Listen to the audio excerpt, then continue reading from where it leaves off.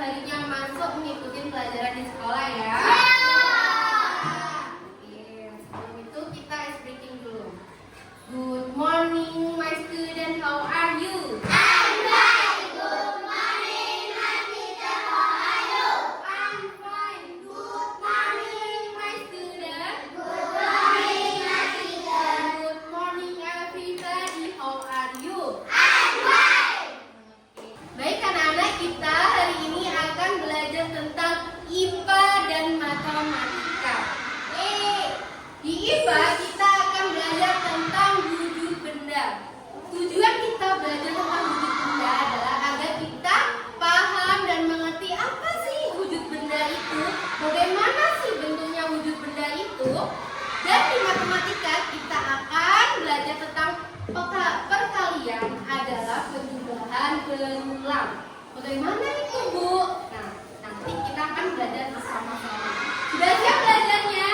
Siap. Siap, bukunya boleh dikeluarkan. Buku dan pensil. Baik, hari ini kita akan belajar IPA terlebih dahulu. IPA tentang wujud benda. Oke. Ini sudah bikinin PPT khusus buat kalian. Kita belajar tentang wujud benda dan tujuan belajar kita adalah mengenal wujud benda, paham wujud benda, mengerti wujud benda. Berdasarkan wujudnya, benda dapat dibagi menjadi 3 jenis, yaitu benda apa? Benda padat dan benda gas.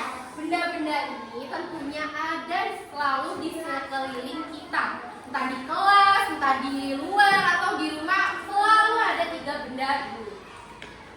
Oke, kita ke wujud benda. Sifat-sifat benda cair. 1. Bentuknya berubah sesuai dengan wadah. 2. Bisa mengalir.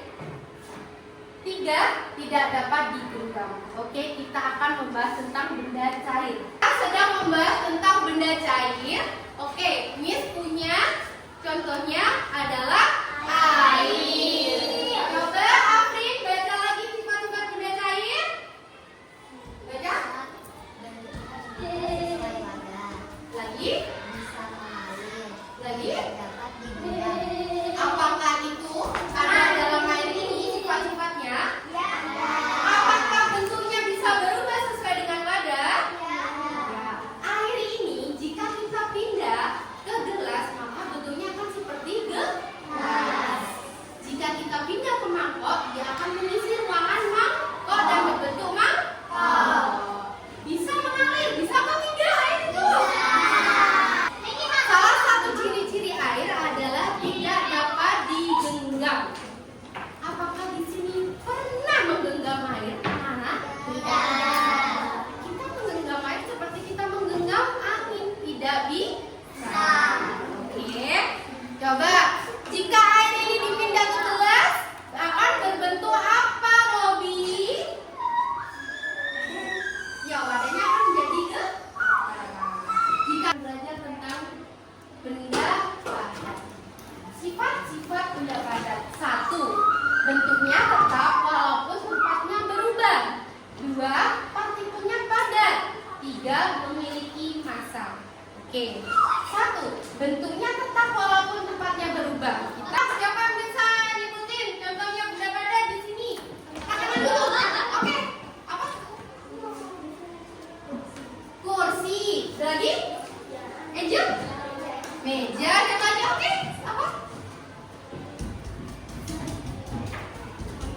Crayon, oke. Buku ini jika kita pindahkan dari tangan kanan ke tangan kiri maka akan tetap menjadi buku atau berubah? Buku.